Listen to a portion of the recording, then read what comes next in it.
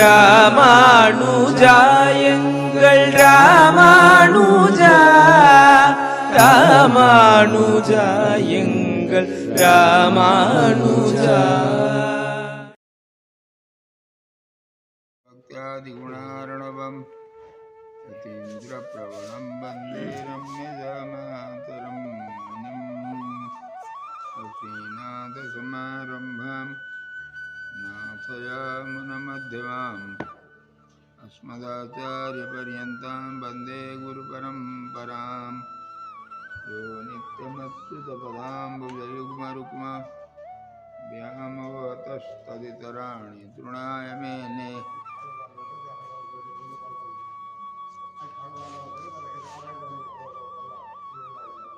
अस्मद्गुरोर्भगवतोऽस्य दैकसिन्धो रामानुजस्य चरणौ शरणं प्रपद्ये।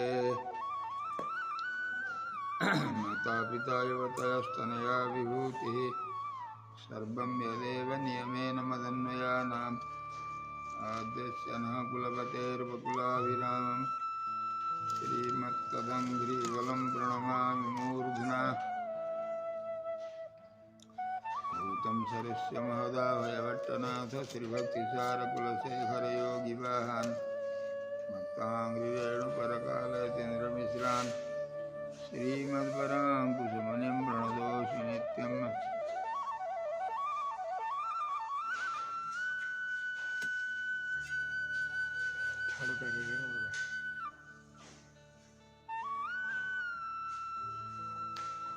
बाधूलवं सकलशामतिपूर्णचन्द्रं श्रीश्रीनिवासगुरुवरपदाब्जभृङ्गं श्रीवाससूरितनयं विनयज्वलन्तं श्रीरङ्गदेशिकमहं शरणं प्रपद्ये। श्रीमद्भागवतार्थमर्मविशदीकारप्रवीणं गुरुं वेदान्तोभयतात्विकार्थनिगुणनिपुणं सन्न्यायरत्नाकरं गोपालं च सुखं नमामि सततं सन्मन्त्रमन्त्रार्थदम्। लक्ष्मीनाथपदारविन्दमभयं मद्रक्षकं संभजे। व्यासं वसिष्ठनप्तारं शक्तेः पौत्रम् अकल्मषं पराशरात्मजं वन्दे सुखदातं तपोनिधिं। सम्यक् न्यायकलापेन महता भारतेन च उपबृंहितवेदाय नमो व्यासाय विष्णवे।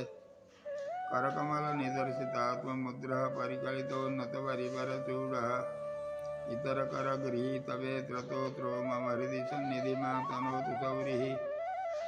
अग्रे कृत्वा कमपि चरणं जानुनैकेन तिष्ठन् पश्चात् पार्थं प्रणयसजुषा चक्षुषा वीक्ष्यमाणः सभ्येतोत्रं करसरसिजे दक्षिणे ज्ञानमुद्रामाविभ्राणोरथमधिवसन् पातु नः सूतवेषः। कृष्णं कमलपत्राक्षं पुण्यश्रवणकीर्तनं वासुदेवं जगद्योनिं नमामि नारायणं हरिम्। कृष्णाय यादवेन्द्राय ज्ञानमुद्राय योगिने नाथाय रुक्मिणीशाय नमो वेदान्तवेदिने। ज्ञानानन्दमयं देवं निर्मलस्फटिकाकृतिम् आधारं सर्वविद्यानां हयग्रीवमुपास्महे। यं प्रव्रजन्तमनुपेतमपेतकृत्यं द्वैपायनो विरहकातराजुहाव पुत्रेति तन्मयतया तरवो विनेदुस्तं सर्वभूतहृदयं मुनिमानतोऽस्मि। श्री लक्ष्मी हरि वैकुंठनाथ भगवान को।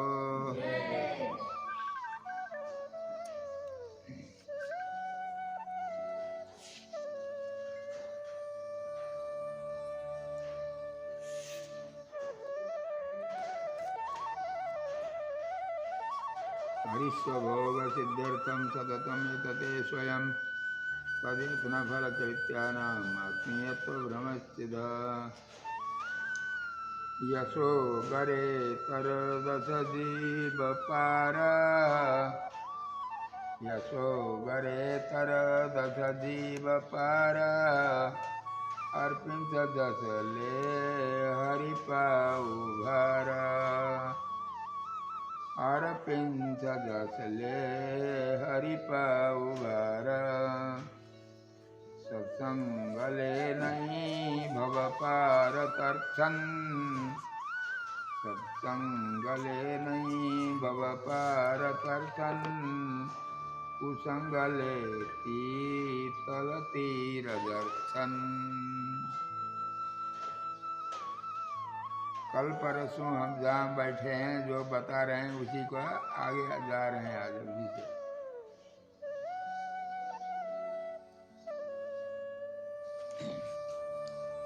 यहाँ जो हम बता रहे हैं इसके अनुसार कोई आचरण करेंगे तो संसार से पार हो जाएंगे। वो संसार में घूमेंगे नहीं। ये पुस्तक सभी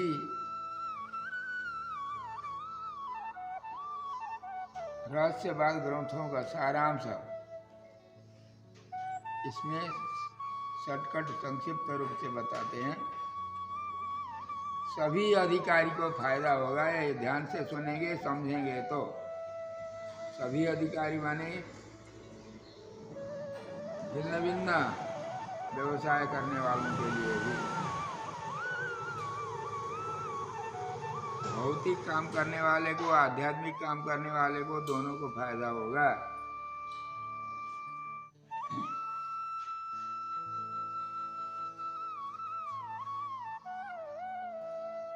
ऐसा करने पर पार हो जाएंगे, नहीं करने पर पतन होगा, ऐसा बताते हैं ना यार।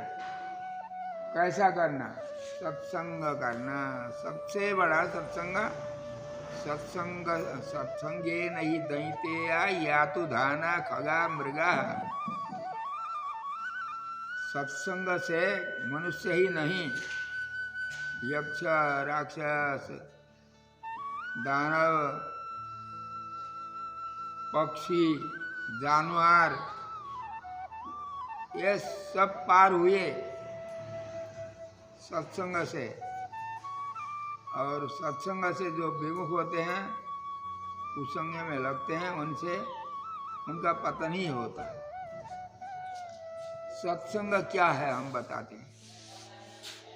कोई भी सत्संग करते हैं, सत्संग भवन में कोई करते हैं, कोई पेड़ के नीचे बैठ करके करते हैं, कोई चबूतरा पे बैठ के करते हैं, कोई कहीं बैठ के करते हैं, कोई घर घर में करते हैं। परंतु अपने अपने हिसाब से जो कथा कहते हैं उनको सत्संग कहते हैं। कोई भी हो तो किसी भी विषय को बताएंगे, अध्यात्म को छू करके वो काम कर रहे हैं तो सत्संग का नाम रखते हैं उसका। सत्संग का अर्थ हम यहाँ विलक्षण बता रहे हैं। संसार से उठा करके सीधे भगवान के चरणारविंद में पहुंचाएंगे भगवान ही। जिस सत्संग को समझकर अनुष्ठान में ले आने से उस चेतन को, उसका नाम सत्संग है। हमारे कल ही बताया था, लोकाचार्य से सर्वस्वम श्रीमद् वचन भूषणम तत्र विचरमम पर्व तत्र सूत्र चतुष्टयम्। इसकी कथा हम बारीक से नहीं बता रहे हैं, संक्षिप्त विस्तार रूप से नहीं बता रहे हैं। ये रहस्य ग्रंथ है। एक सदस्य कथा होती है, एक रहस्य कथा होती है। हम सदस्य में भी रहस्य की बात बताते हैं, परंतु जहाँ रहस्य का मात्र होगा वो यहाँ नहीं, सभी मिला करके यहाँ बता रहे हैं। इसलिए खाली एक ही विषय को आगे नहीं जाते हैं। तत्रापि चरमम पर्व तत्र सूत्र चतुष्टयम्। लोकाचार्य माने जगतगुरु। जगतगुरु तो एक भगवान कृष्ण ही हैं। उनके अलावा हमारे जगतगुरु लोकाचार्य स्वामी जी थे। आजकल नाम रखते हैं हम लोग, ये व्यर्थ का नाम रहता है। उनके पूछ होकर के कोई करें तो भी कोई बात नहीं है। लोकाचार्य से सर्वस्व, उनका ही अनुकरण करना चाहिए, अपने मनमानी नहीं। लोकाचार्य का सर्वस्व संपूर्ण संपत्ति क्या है? अष्टादश रहस्य। उनमें से अभी चिन्ह भाष्यम कहते हैं कि तत्वत्रय भाष्य को, वो मुमुक्षु पढ़ी श्री वचन भूषण, इनमें से भी श्री वचन भूषण का प्राधान्यता यहाँ लिखा है। उसमें बताए हुए विषय को हम प्रवचन में बताएंगे, उसी का नाम है सत्संग। सद्भी संग, सज्जनों के साथ संग करना, हमारा भी कल्याण होगा, उनका भी कल्याण होता है। अब सत्संग के विषय में हम उदाहरण सहित आगे कथा बता रहे हैं। उदाहरण पहले नहीं बताएंगे तो समझ में कम आती है बात। पहले उदाहरण को बताना चाहिए, उदाहरण बताने के बाद दृष्टांत में जाएंगे। पहले दृष्टांत देखिए, जिसका अनुसरण जो करता है, अच्छे आदमी का अनुसरण हम करेंगे, अच्छा फल मिलता है हमको। बुरे आदमी का हम अनुसरण करेंगे, वैसे ही सामान्य निकृष्ट फल मिलेगा। दृष्टांत से हम बता रहे हैं, ध्यान से आप सुनेंगे। पहले हम इसी एक ही अर्थ को दोबारा बता रहे हैं, दो प्रकार से। ध्यान से सुनेंगे जो हो, उनको फायदा होगा। गम्यते यदि मृगेन्द्र मंदिरम, गम्यते यदि मृगेन्द्र, रथोद्धता छंद है ये। आप इस पुस्तक से तीनों भाषा को सीख लेते हैं, हिंदी, नेपाली, संस्कृत, और कतिपय छंदों का भी ज्ञान आप कर लेते हैं। इस कथा से विद्यार्थी को बहुत फायदा है। कोई समझेंगे विषय को तो। गम्यते यदि मृगेन्द्र मंदिरम, लभ्यते करिकपोल मौक्तिकम, जम्बुकालय गते ही लभ्यते वत्स पुच्छ खर चर्म खंडनम। ये श्लोक है, इसका अर्थ सुनिए। अब गम्यते यदि मृगेन्द्र मंदिरम, मृगेन्द्र बने मृगों का, इंद्र बने राजा कौन है, सिंह है। उनका मंदिर बने बहुत बड़ा जंगल, उसमें जो गुफा होती है, वो गुफा में वो बैठते हैं, खाते पीते सोते हैं। वो भी एक तरह के सन्यासी हैं। चातुर्मास में सोते हैं वो। चातुर्मास पूरा होगा तब उठ करके अपने देह यात्रा के लिए आगे जाते हैं। इस बारे की कथा, इस विषय की कथा हमारे श्री वैष्णव गोष्ठी में सभी जानते हैं। इसको पृष्ठ पेषण करना नहीं है। कैसे जानते हैं? तिरुप्पावु की कथा जो सुने हैं वो ठीक से समझते हैं। हम उधर ज्यादा नहीं जा रहे हैं। गम्यते यदि मृगेन्द्र मंदिरम, मृगेन्द्र बने सिंह, उसका मंदिर बने रहने स्थान गुफा, हमारे यहाँ कहते हैं ओडार। यदि वहां जाएंगे कोई तो क्या मिलता है? सिंह के आश्रम में आप पधारोगे, मंदिर बने, उसका मंदिर वही है ना। मंदिर बने हमारा मंदिर, उनका मंदिर कुछ अलग होता है। उसका रहने स्थान मंदिरम किसको कहते हैं जानते हो ना आप लोग? देवालय को ही मंदिर कहते हैं। गृह पुंसित भुम्ने व निकय्य निलयालय वासकूटी द्वयोशाला सभा संजवनम त्रिदम मंदिरम आता है इसमें। 6 साल के लड़के पढ़ते थे पहले अमरकोश पूरा, तब आगे बढ़ते थे। अब आचार्य को भी नहीं आता है सबको।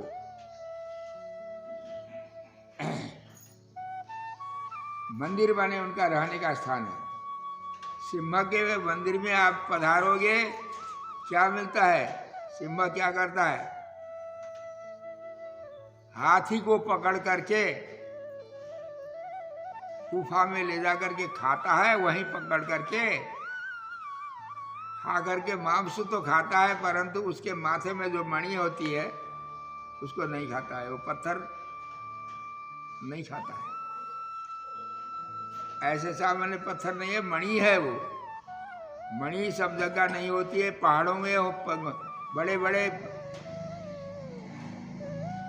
पहाड़ में होता है, जंगल जहाँ पत्थर का पहाड़ होता है वहाँ बहुत कम स्थान पर होता है, या तो समुद्र में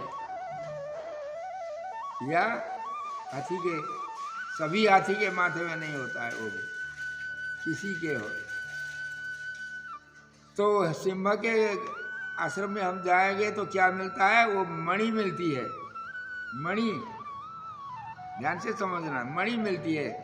सिंह का संगत करेंगे हम, सिंह के आश्रम में जाएंगे, सिंह का अनुसरण करेंगे तो मणि मिलती है हमको। सियार का, गीदड़ कहते हैं, सियार है ना,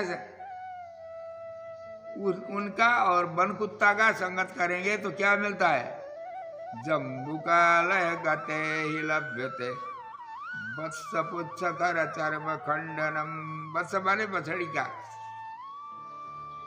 बछिया का पूंछ, बछिया को मांस खाता है, पूंछ वूछ नहीं खाता है, पूंछ को बाल रहते हैं उसमें, उसके आश्रम जहाँ है, गुफा जहाँ रहता है वो वहीं रहता है। और गधे का चमड़ा खाता है, वो चमड़ा के टुकड़े जो हड्डी मिले हुए होते हैं, खाने में जो नहीं आता है वो मिलता है वहाँ। तो सियार का संगत करेंगे कोई तो गधे का चमड़ा का टुकड़ा और मरे हुए बछिया के पूंछ ऐसे ही मिलेंगे, अच्छा चीज कोई भी नहीं मिलेगा। ये दृष्टांत है, उसी को कहते हैं गम्यते यदि मृगेंद्र मंदिरम लभ्यते करी कपोल। करी माने कहते हैं हाथी का नाम है, हाथी के नाम करी कहते हैं, और बहुत नाम है हाथी का, गजेंद्र कहते हैं, हस्ती कहते हैं, ऐसे बहुत नाम होते हैं, आगे बताते हैं। तो करी कपोल मौक्तिक, उनके माथा का मौक्तिक मिलता है। जम्बुकालय गते, तो उस जम्बू के आलय में आप जाओगे तो लभ्यते क्या, वत्स पुच्छ खर चर्म खंडनम। खर माने गधा। अच्छा, अब इसका अर्थ हम बता रहे हैं। ये सिंह कौन है, सिंह कौन है और सियार कौन है। हम लोगों को किसका संगत करना चाहिए, सिंह का संगत करना चाहिए, सियार का संगत नहीं करना चाहिए।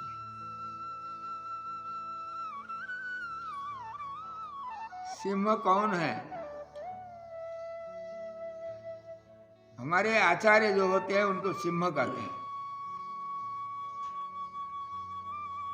आचार्य सिंह हैं। कैसे हैं आप लोग, वृंदावन रंग मंदिर से संबंधित कोई होंगे, रंग मंदिर के निर्माता स्वामी जी का जीवनी, स्वामी जी की जीवनी जो पढ़ते हैं जानते हैं। 2-3 तरह के जीवनी है, उनको कोई सिखाना नहीं पड़ेगा, वो अपने आप कैसे स्वामी जी आचार्य सिंह होते हैं वो उनको मालूम होता है, वो समझेंगे। उससे ऊपर हम कुछ ऊपर जाएंगे तो क्या मिलता है, फिर दूसरे सिंह आगे मिल रहे हैं। श्रीमान वेंकट नाथार्य कवितार्किक केसरी, कवितार्किक केसरी, केसरी माने सिंहो मृगेंद्र पंचाक्ष हरिअक्ष केसरी, हरि सिंह के पर्यायवाचक शब्द है, कंठस्थ कर लेना। सिंहो पंचाक्ष हरिअक्ष, हरिअक्ष केसरी हरि, ये सिंह के नाम है। हमारे आचार्य क्यों, श्रीमान वेंकटनाथार्य कवितार्किक केसरी वेदांता आचार्य वर्यो में सन्निधत्ताम सदा हृदय हम तनियन में उनकी स्तुति में बताते केसरी, ये केसरी है।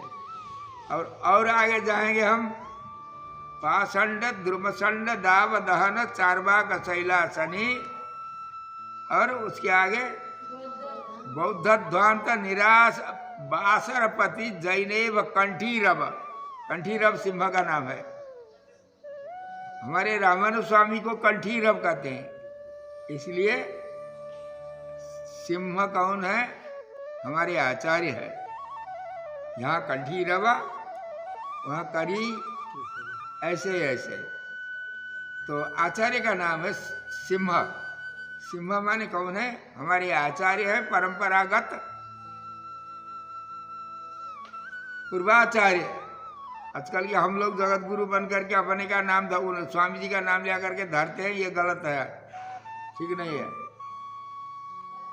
उनके चरण के धूल हैं हम, उनकी चिट्ठी पढ़ते हैं और कुछ कसर करते नहीं हैं। अच्छा, तो सिंह कौन है? आचार्य है। आचार्य सिंह हमने उदाहरण बताया। इनका गुफा कहाँ है?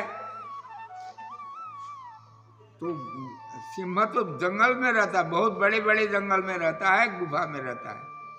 ये हमारे आचार्य किस गुफा में रहते हैं आप लोग सभी जानते होंगे। हमारे रंगदेशी स्वामी पहले आके के लक्ष्मीमन के गुफा में रहे, जीवनी जानते हैं आप। हमारे बादुल वंश के कूटस्थ जो नाथवनी थे, वो आकर के मणि की रेती के गुफा में रहे। कहाँ है मणि की रेती? गोवर्धन की परिक्रमा में। वैसे ही और गुफा कहाँ है? जहां एक तालाब में स्नान करना और वहां के दिव्य देश के भगवान का दर्शन करना, एक रात से लेकर के 3 रात तक वहां शयन करना, जो काम करेंगे, ये 3 काम करेंगे, उनको मुक्ति हस्तगत है। करतला मलक, उनके लिए मुक्ति होगी। वो भी गुफा है। वह कहाँ है? अनंत सरसी स्नानम, अनंत सरसी स्नानम, आदिकेशव दर्शनम, अनंत सरसी स्नानम, आदिकेशव दर्शनम, भूतपुर्यां निवासश्च त्रयं मोक्षप्रदं स्मृतम्, भूतपुर्यां निवासश्च त्रयं मोक्षप्रदं सुस्मृतम्। ये भूतपुरी का महात्म्य है। भूतपुरी में कोई गए, जाकर के अनंत सरोवर में स्नान करें, आदिकेशव भगवान का दर्शन करें और उसमें 1 रात्रि 2 रात्रि 3 रात्रि जितना सब बनता है उतना शयन करें, इनको मुक्ति मिलती है। भूतपुरी की भूतपुरी का महात्म्य है ये। तो वहां भी सिंह का गुफा है। उस रास्ता से दक्षिण उधर शायद पूरब पड़ता होगा। एक हाथी का गुफा है और दूसरे हाथी का गुफा इधर है।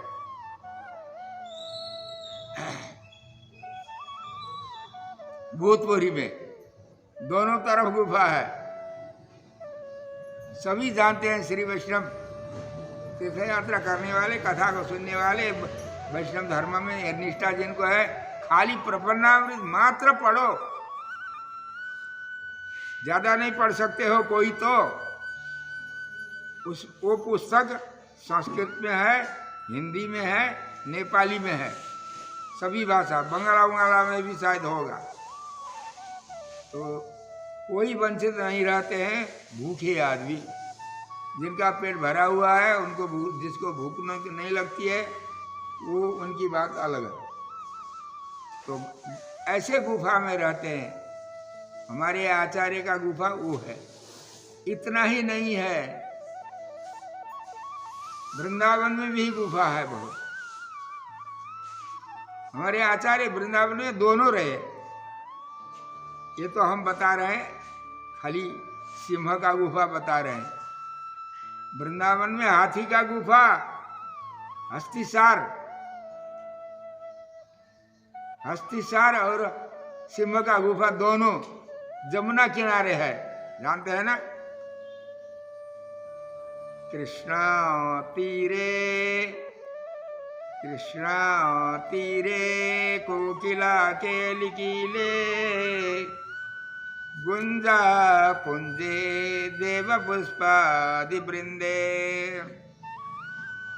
कंबू ग्रीवौ क्षिप्त बाहु चलन्तौ राधा कृष्णौ मंगलम मे भवेताम। जमुना के किनारे दोनों आचार्य भी हैं और हाथी भी है, सिंह भी है। सिंह कौन है? बलराम जी सिंह है, बड़े भैया। ये चारों युग के आचार्य है।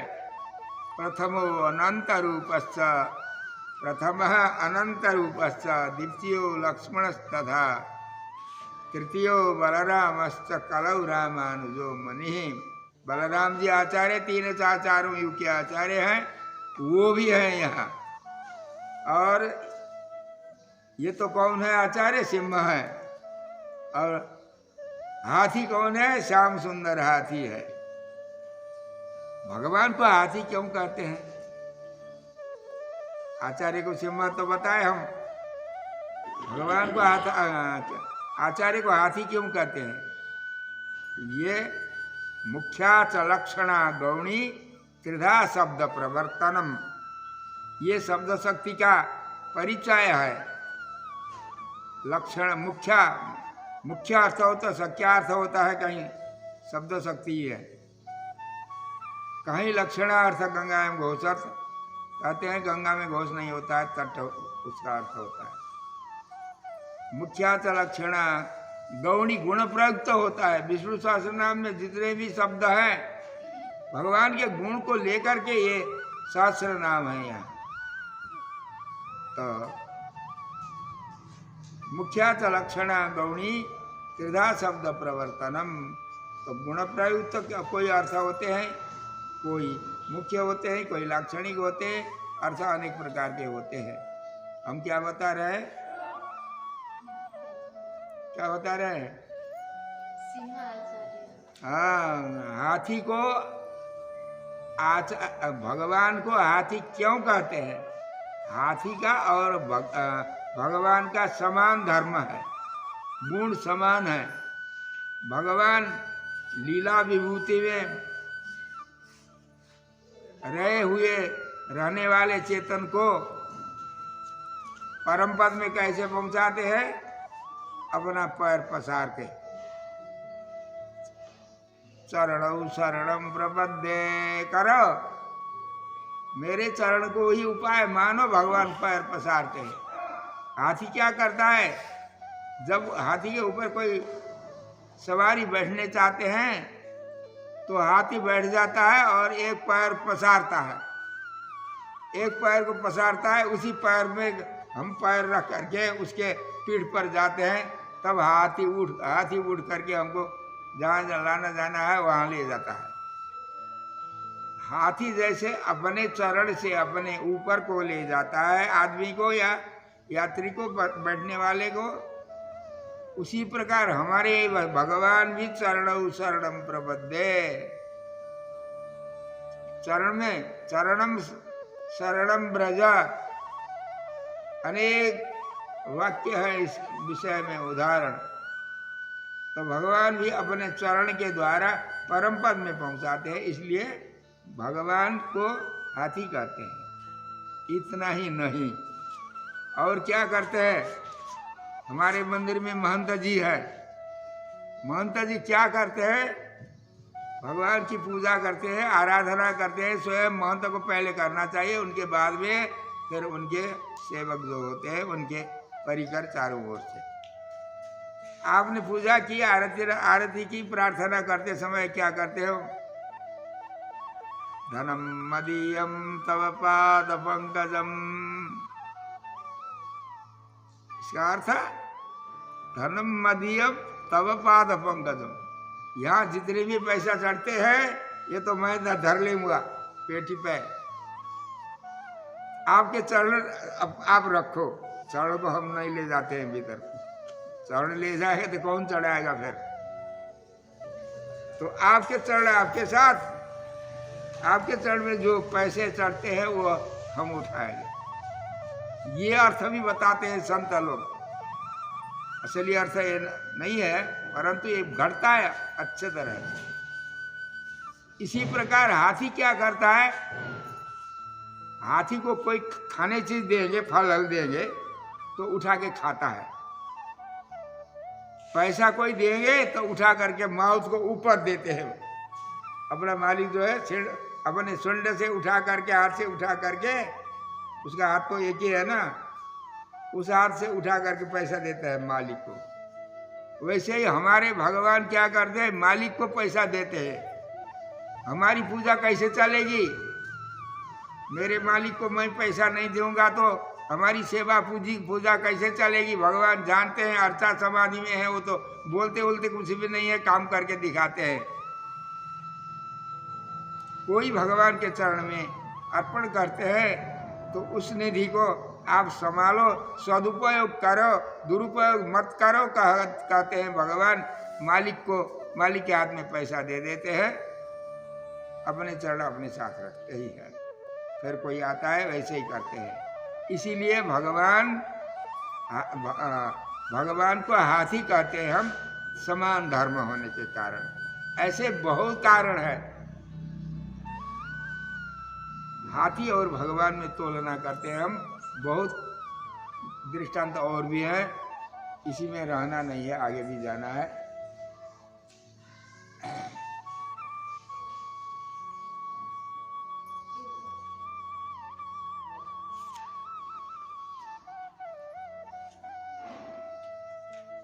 गम्यते, हाँ, इसलिए गम्यते यदि मृगेंद्र मंदिरम, आचार्य का, मृगेंद्र माने कौन हुए? आचार्य। आचार्य के सन्निधि में जाओ। पहले आचार्य सन्निधि में जाना है। आचार्य सन्निधि में जा करके कैसे पोथी लेकर गए, श्रवण किया, घर पे आया, कुछ नहीं, ऐसा नहीं है। गुरु शुश्रूषया विद्या पुष्कलेन धनेन वा। गुरु के पास, गुरु का और शिष्य का संबंध कैसे रहता है? आप लोग ध्यान लगा करके श्रवण करें, व्यवहार में ले आए।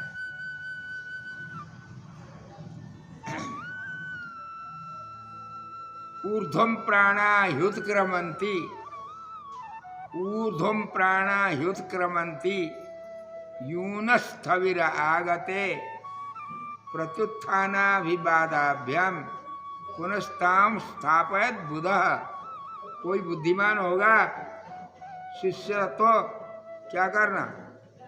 अपने से बड़े लोग, गुरु माने खाली कान फूकने वाले कोई गुरु नहीं है। मंत्र देने वाले, उसका अर्थ बताने वाले, और कोई भी हमारे लिए शिक्षा जो देते हैं वो गुरु है।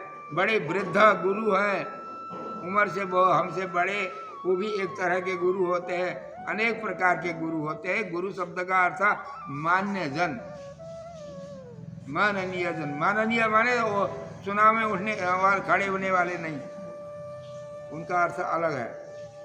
तो माननीय, उनको भी अपने व्यवहार के अनुसार करते हैं सब। तो अपने मान्य जन जो होते हैं, पूज्य जन, अपने से बड़े, उनको क्या करना चाहिए? उनको देखते ही हमारा शरीर मूर्धा के शरीर हो जाता है। बड़े लोग सामने में जब आएंगे या उनके पास हम जाएंगे तो हमारे प्राण शरीर से निकलने लगते हैं। माने प्राण निकलने पर शरीर जितना अशुद्ध होता है वैसे ही हो जाते हैं, हम अशुद्ध हो जाते हैं। अब शरीर को शुद्धि कैसे करना? उनके आगे जाना। हमारे मान्य जन जो आ रहे हैं, आचार्य वगैरह आ रहे हैं, उनके नजदीक जाना। और खाली नजदीक ही जाना नहीं, नजदीक जा करके दंडवत प्रणाम करना। दंडवत प्रणाम करना।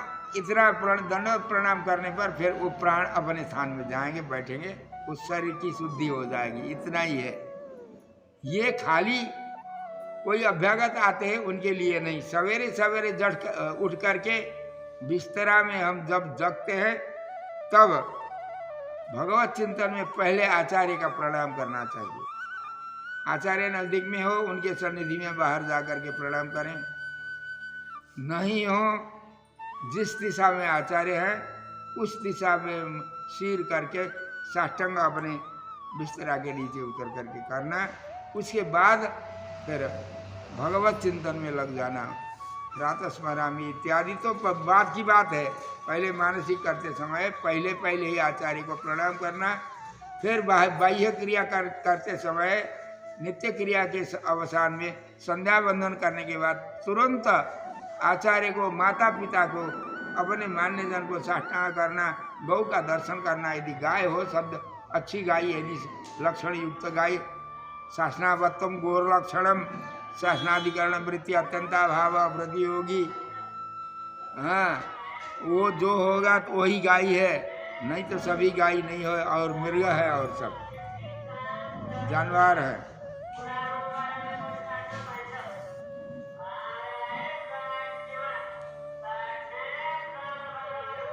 ये सबके लिए, खाली गुरु के लिए ही नहीं, गुरु के सबके लिए, ऊपर नीचे के सबके लिए, श्रोताओं के लिए, सबके लिए, अपने मान्य जन को इस प्रकार सबसे पहले प्रणाम करना। इस कथा में हमारे स्वामी जी संसार में देखते हैं तो पोथी का कहना इधर है, संसार करता है उधर। इसमें कथा बताते हैं, ये धर्म को आपत नहीं बनाना, धर्म को आचरण में ले आना, आपत्ति का हेतु नहीं बनाना। हमारे स्वामी जी साप्ताहिक कथा में बार बार कहते थे इसको।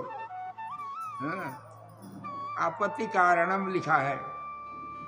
क्या आपत्ति क्या है? जिनको श्रद्धा नहीं है, मान्य जनों के ऊपर प्रणाम करना श्रद्धा नहीं है, भक्ति नहीं है, कुछ भी नहीं है। उन्होंने एक बार गुरु करा लिया उनको, कहीं से धोखे में आचार्य गुरु बना लिया। अब उनसे मिलना जुलना, उनसे परिचर्या करना कुछ काम नहीं है, मन लगता नहीं है। परंतु रास्ता में चलते समय एक दिन चौरा चौक रहा, उस चौक में उधर से गुरुजी आए, इधर से चला जा रहा था उधर, और दूर से ही गुरुजी को पहचाना चला ने। अब सीधा जाऊंगा तो गुरु को प्रणाम करना पड़ेगा। अब मुझे जाना तो उसी रास्ता से है, परंतु अभी नहीं जाऊंगा, घूम करके वो ये दूर से ही उस रास्ता को छोड़ करके दूसरा रास्ता पकड़ करके, चौक है ना चारों तरफ जाने का रास्ता, दूसरे रास्ता को पकड़ करके गया। आचार्य निकल गए, तब फिर अपना रास्ता पकड़ा। अन्योन्यापत्ति कारणम, धर्म को मत बनाओ, अन्योन्यापत्ति कारणम, परस्पर में आपत्ति का कारण। चेला को आपद हो गया, गुरु को प्रणाम करना पड़ेगा शास्त्र रास्ते में। गुरु को दुख लगेगा बेचारा, वो भी तो जानते हैं गुरु नहीं है, गुरु है, वो भी जानते हैं। ये तो इधर आ रहा था, उधर गया, मुझे देखते ही कोई बात नहीं है। देखते हुए भी नहीं देखने के सरी हो गए, आचार्य गए। तो इसको कहते हैं अन्योन्यापत्ति कारणम, भागवत का श्लोक है ये। धर्म को ऐसा नहीं बनाना, अपने स्थान पर उसको रहना, जिसको जैसा आचरण करना है वैसा करना। तो आचार्य ऊर्ध्वम प्राणा उत्क्रमंती यूनस्थविरागते, ये मनु महाराज का श्लोक है। मनु महाराज कहते हैं, देखो संसार का चलाने वाले कर्णधार भगवान के बाद में यही थे, ब्रह्मा के पुत्र। वो बताते हैं ऊर्ध्वम प्राणा हितक्रमंती यूनस्थविरागते, प्रणाम करना सबसे बड़ा धर्म है, नमन करना। न क्रोध, विष्णु सहस्रनाम पाठ करते हो ना, क्या लिखा है? न क्रोधो दुम्बर सत्थ। भगवान किसके अधीन होते हैं? पतिव्रता नारी के अधीन पति जैसे होते हैं, वैसे ही भक्त के अधीन भगवान हो जाते हैं। किस भक्त के अधीन हो जाते हैं? न्यग्रोध। न्यक माने हिंदी में भी नेक्सा कहते हैं ना, ये हिंदी नहीं है, संस्कृत है। न्यक माने रोध, जो नमन करता है, विनय पूर्वक जमीन में सोता है, प्रणाम करता है, अपने को नैचानुसंधान पूर्वक हस्तद्वय पादद्वय शिरोभि मन अहंकार इत्यादि भी अचिंतित कर्दम के कर्दमादि के पांशु कर्दमादि के धरा तले दंडवत प्रणवंत मम भक्ताग्रेसरः। गीता वाच्य में रामानु स्वामी लिखते हैं, सबसे बड़ा वैष्णव कौन है?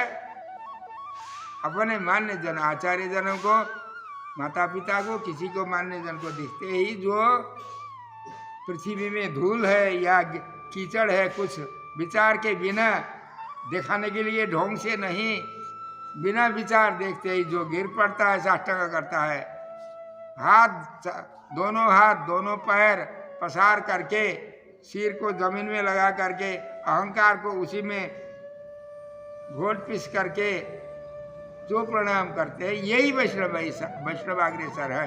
रामानुज उसका भाष्य है, गीता भाष्य उठा के देखो, विश्वास नहीं है तो। दंडवत प्रणिवत पतंतः अचिंतित पांशु कर्दमादि के धरा तले दंडवत प्रणिपतंतः ते ही वैष्णव अग्रेसरः। तो वैष्णव का लक्षण ये है, भक्तों का लक्षण ये है। तो ये बहुत बड़ा धर्म है, अन्य आपत्ति कारण नहीं बनाना। यून स्थविर आगते। तो गुरु कैसे होते हैं, गुरु को कैसा होना चाहिए? गुरु पहले तो वैसा हो, उसके बाद में चेला को बनाओ। यदि आस्था हो, आस्था नहीं है तो कुछ नहीं है, करने पर भी फल नहीं मिलेगा। इसके ऊपर बहुत कहना है, बहुत कथा है, परंतु एक ही जगह हमको रहना भी नहीं है, आगे बढ़ना है। गम्यते यदि मृगेन्द्र मंदिरम लभ्यते करिकपोलमौक्तिकम जम्बुकालय गते तु लभ्यते वत्सपुच्छ खरचरमखण्डनम्।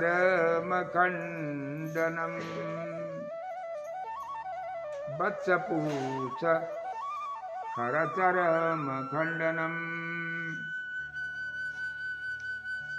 अब कल हम कहा थे, वहीं से जुड़ रही है कथा।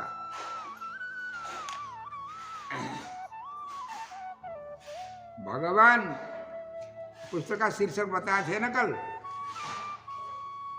श्री हरि करुणा। पूरी पुस्तक में करुणा का वर्णन है।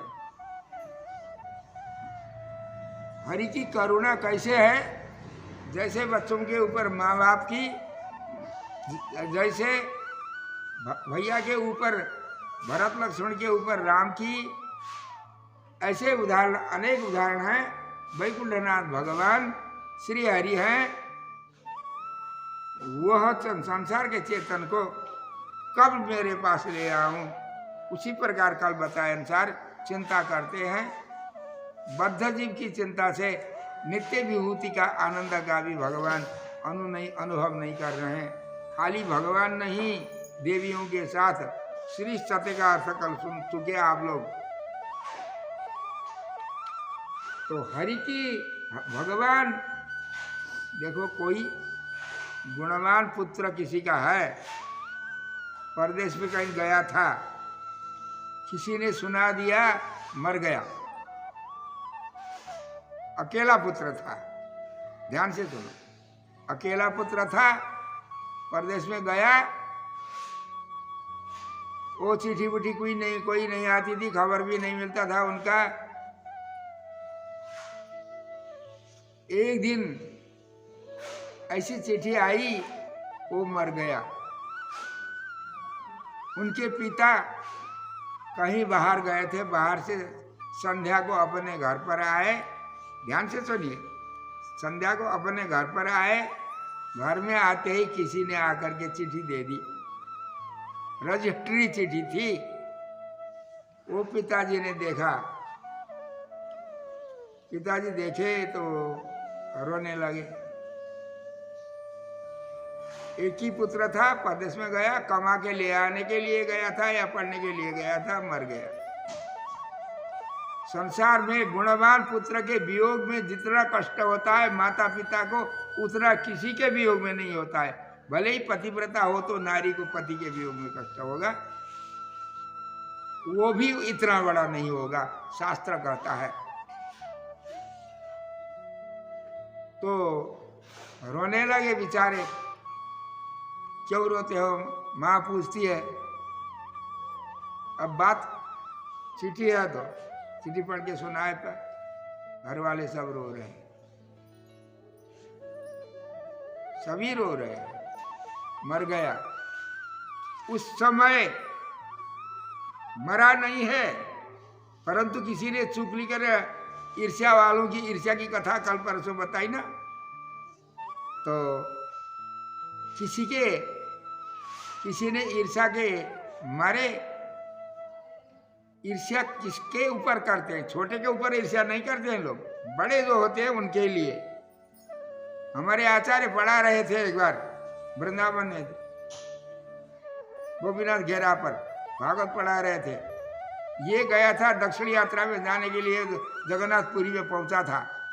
पुरी में पहुंचा ही वासुदेवाचार्य स्वामी जी ने, जीयर मठ के वासुदेवाचार्य स्वामी जी ने कहा, अरे तुम्हारे गुरु तो निकल गए, चिट्ठी आई थी हमारे यहाँ। अच्छा। यात्रा बंद करके वृंदावन गया तो स्वामी जी पढ़ा रहे हैं। ऐसे दुष्ट कोई होते हैं, किसी दुष्ट ने ऐसा चिट्ठी लिख दिया या रोने लगे सब। उस अवस्था में मरा तो नहीं था, परंतु मरे शरीर का होकर के इनको तो विश्वास हुआ मर गया। अब मरने पर जो काम करना है, उनका लाश भी नहीं मिल रहा यहाँ, क्या करना। कल अपने भाइयों से सलाह करने के लिए वो अभी तो रो रहे थे, कल जाने वाले थे। इनके भाई थे ना, इनके पिता के भाई, काका उका लगते थे जिनके, जो मर गया कहते थे, उनके लिए अब और खबर कोई नहीं आया। इसी चिट्ठी के भरोसे हम उनका काम करना शुरू करें, दशगात्र वगैरह, या नहीं करें। सलाह नहीं किए थे, तभी कल सलाह करने के लिए अभी गए नहीं भाई के यहाँ, वहीं बैठ करके रो रहे थे। उस समय में पुत्र वियोग का दुख जितना होता था उनको इससे हजारों करोड़ों गुना ज्यादा। हमारे नारायण और नारायणी दोनों को, संसार का हम जीव लोग मरे सरीके हो गए। हम खाए कि नहीं, पिए नहीं, भोजन है वहाँ, भोगता है कहाँ, पता ही नहीं है, मरा है। हमारे वियोग में वो यद्यपि जिंदा था तो भी मरा हुआ समझ करके जो शोक करते हैं। यहाँ के लोग, हम लोग जिंदे तो हैं, प्राण तो है शरीर में, जिस किसी शरीर में भी हो, परंतु हमारा भोजन तो भगवान है। भगवान का भोजन तो ये जीव है। इसके वियोग में नित्य विभूति के जितने जीव हैं, जितने पार्षद हैं, देवियां हैं, भगवान स्वयं आनंद स्वरूप है, ज्ञानानंद स्वरूप, उनको वहाँ के वैभव से आनंद नहीं मिल रहा है। यहाँ के चिंतन में भगवान रोते हैं। अभी देखिए, हमको किसी को भगवान के ऊपर प्रेम है। नेपाली में कहते हैं, माता पिता का मन बाल बच्चा में, बाल बच्चा को मन ढूंगा मुड़ा घंटा। वैसे ही भगवान रो रहे। कैसे रोते हैं भगवान? कल हमने कथा बताई क्या, सहस्रशी रेखा पुरुषा सहस्राक्ष सहस्रपात, ऐसा करके भगवान अत्यतिष्ठ दशांग लोग वहाँ जाके बैठे। इस प्रकार मेरे पास आओ कहते हैं भगवान। सुनता नहीं, बहरा। किसी ने सुन लिया, कोई गया, दूसरा नहीं जाता है, दूसरे के लिए चिंता। भगवान ऊपर से नीचे नीचे आते हुए रो रहे हैं, भगवान चिंता करते हैं। तो भगवान की चिंता की कथा सुनो। अब हरि को गुनासो लिखते हैं यहाँ। ऊपर से ही भगवान रोते हुए यहाँ आते जाते हैं। कई बार एक आदमी को ले गए तो और सब यहाँ हैं, वहाँ जाते ही माता रोती है। आप अगले आ गए हो, लाया नहीं हो कहते हो, यहाँ आकर के जाने पर भी अब वहाँ बैठे हैं, रोते हैं। क्या कहते हैं? ममई बभोगरता त्यहाँ रचे को। हम श्लोक बताएंगे फिर अर्थ बताएंगे। ममई बभोगा त्यहाँ रचे गो, नाई वैकुंठ तलई बसे को। ममई बभोगा त्यहाँ रचे को, नाई वैकुंठ तलई बसे को। देखो, मेरे भोग के लिए ही उनको मैंने वहाँ जा करके पुरुष सूक्त के पहले मंत्र में बताए अनुसार सृष्टि किया, आने के लिए सब रास्ता भी बताया। अभी मैं यहाँ आकर के बैठता हूँ, वो आया नहीं आज तक। ममैव भोगा, सब मेरे ही भोग के लिए त्यहाँ रचे को, नीला विभूति में जा करके मैंने सृष्टि किया, मनुष्य का शरीर उसको दिया। नाई वैकुंठ तलई बसे को, वैकुंठ में आया नहीं है आज तक भी। हम रास्ता देखते ही रहते हैं, अभी तक नहीं आया। तो आपका भोग्य तो नहीं होगा, वो इसलिए नहीं आया। भोजन होता तो आता, जड़ भोजन तो नहीं जाता, चेतन भोजन तो जाता है ना अपने भोक्ता के पास। भोजन नहीं होगा, इसीलिए कहा नहीं भाई, भोजन तो हमारा है, उसको ज्ञान नहीं होगा। शायद हमारे भोजन हो, स्वामी का भोक्ता भोग्य मैं हूँ, मेरे भोक्ता स्वामी हैं, उनको मालूम नहीं होगा। नहीं बता दिया, वो भी मूल मंत्र के व्यक्त चतुर्थी में बता दिया उसको।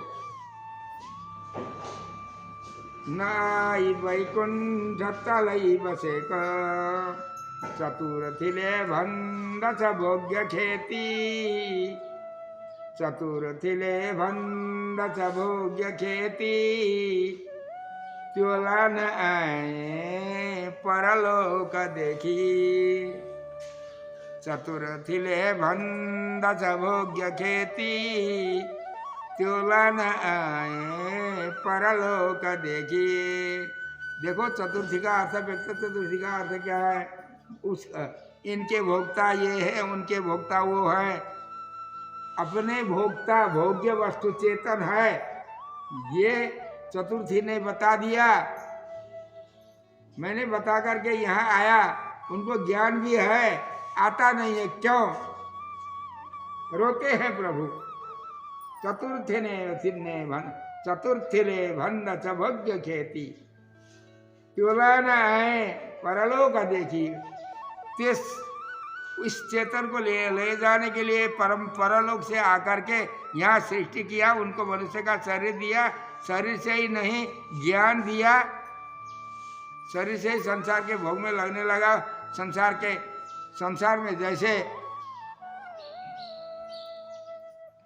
ज्यादा वर्षा में कहीं जमीन गिर करके उसमें पेड़ पत्थर नदी में जा करके जंगल के घास फूस पेड़ जैसे बहते हैं, नदी में बह करके जाते हैं, उसी प्रकार संसार के विषय में बह करके नष्ट होने लगे। उनको जगाने के लिए मैंने शास्त्र को भी दिया।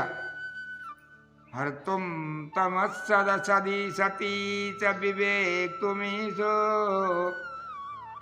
हर तुम तमसदी च विवेक तुम्ही सो। मानम प्रदीपमिव कारुणिको ददाति। हर तुम तमसदी च विवेक तुम्ही सो। मानम प्रदीपमिव कारुणिको ददाति। कारुणिक दयालु भगवान शरीर दिए, अंधा होकर के बहने लगा संसार में, उसको आँख देखने के लिए ज्ञान दिए भगवान, दीपक जला दिए।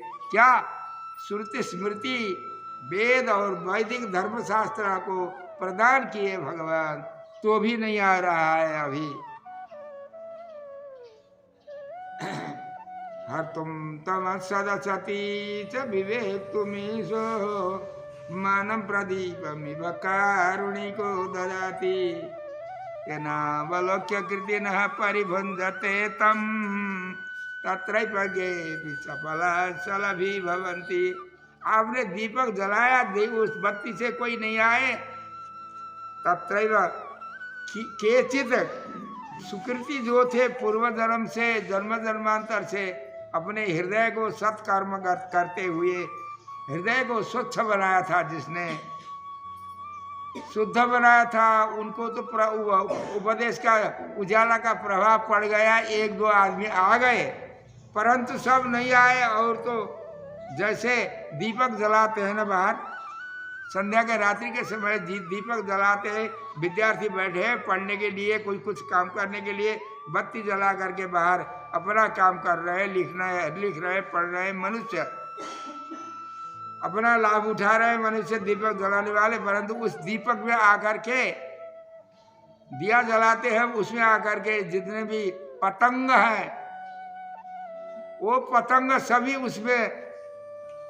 आहुति हो जाते हैं, सब मर जाते हैं। जिस प्रकार किसी को फायदा है, किसी को कल्याण तो हुआ पढ़ने लिखने वाले को दीपक से, बत्ती से, परंतु पतंग को आत्महत्या हो गई, सब मर गए। इसी प्रकार भगवान जिन बत्ती को जलाए, शास्त्र रूपी बत्ती को, उनसे जन्म जन्मांतर से सत्कर्म करते हुए आने वाले जो थे उनको तो कल्याण हुआ, परंतु जो अंधे काले ही हृदय जिनका था उनके लिए कुछ नहीं आया। वो पतंग जैसे दीपक में जल करके नष्ट होते वैसे ही संसार में नष्ट हो गए। धिक्कार इनके लिए, रोते हैं भगवान, क्या करे। हर तुम तम सदसती च विवेक तुम्हीशो, मैंने इनको यहाँ ले आने के लिए अज्ञान हटा करके ज्ञान दे करके यहाँ का रास्ता दिखाने के लिए कितना परिश्रम किया, परंतु एक दो ही आ गए, ये सब नहीं आए। पतंग तरीके होकर के नष्ट हो रहे। कारुणिको ददाति तेनावलोक्य कृतिनः परिभुञ्जते तम तत्रैव केऽपि चपला शलभी भवन्ति। हम कथा बताते हैं, कोई सुनता नहीं है, कोई कुछ करता है, मन में कुछ लेके बैठता है, तो धिक्कार है। यही है पतंग।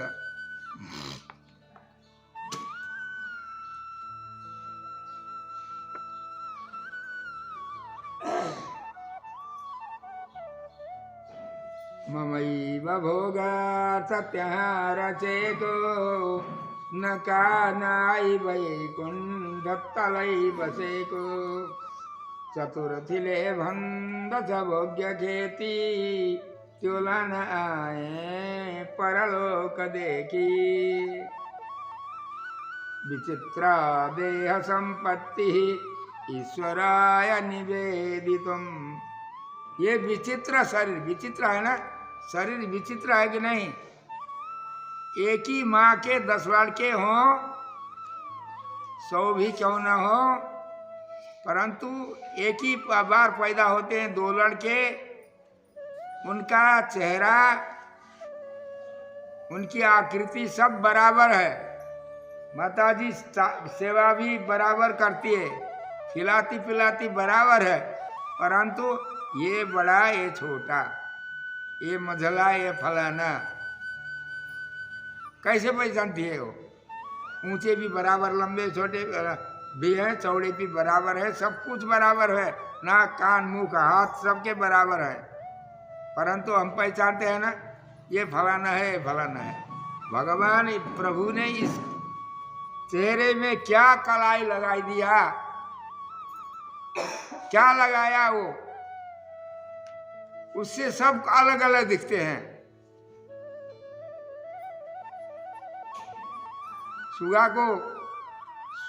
को चाहा हरा बना दिए, बगुल्ले को सफेद बना दिए, ये तो अलग अलग है पूरा समुच्चय, परंतु हमारा शरीर एक ही आकृति का होने पर भी अलग अलग हम पहचानते हैं। ऐसे विचित्र है ये किसकी संपत्ति? भगवान की संपत्ति है। विचित्रा देह संपत्ति ईश्वराय निवेदितम। किस लिए दिए ये विचित्र संपत्ति? ये शरीर क्या है? क्या है? भगवान का दिया हुआ धन है। ये भगवान के चरणार बिंद में अर्पण करने के लिए, भगवान के काम में लेने के लिए। ईश्वराय नियतम। कब कब भगवान दिए हैं? पूर्वमेव कृता ब्रह्मन हस्तपादादि संयुक्ता। चतुर्मुख ब्रह्मा जी को शरणागति करा करके भगवान उपदेश देते समय ये श्लोक बोलते हैं, ये बता रहे हैं ये अर्थ। पूर्वमेव कृता, हे ब्रह्मन हे चतुर्मुख, हस्तपादादि संयुक्ता। ये संपत्ति कैसी है? हस्तपादादि संयुक्ता, हाथ पैर इत्यादि अंगों से युक्त ये संपत्ति भगवान ने दिया है। ये संपत्ति दिया किस लिए? इस संपत्ति को लेकर के ऊपर आओ। क्या मिलेगा ऊपर? माँ बाप के पास जाओगे तो बच्चे को क्या मिलेगा? माँ क्या देती है? दूध देती है ना। आजकल के माँ हत्यारी है। अपनी जवानी कायम करने के लिए बच्चों को दूध नहीं पिलाती है। इनको हत्या लगती है। यदि बीमार हो, अस्वस्थ हो, असमर्थ हो, छाती से दूध नहीं आता है तो दूसरी बात है, परंतु होते हुए भी अपना सुखा करके, कहाँ का गधा का है, किसी का है, अच्छे का हो बुरे का हो, ले आया हुआ पिलाते हैं। दूध अनुसार का बुद्धि होती है, दूध अनुसार की। जिसका दूध पिलाते हो उनकी बुद्धि हो जाएगी। माँ बाप को मारने वाला लड़का भी हो सकता है। गर्भाधान के समय में जिसको जैसी भावना होती है वैसे ही संतान पैदा होते हैं। अच्छे होने पर भी उसमें से दूध के अनुरूप बुद्धि होना चाहिए। दूध किसका पिलाते हो?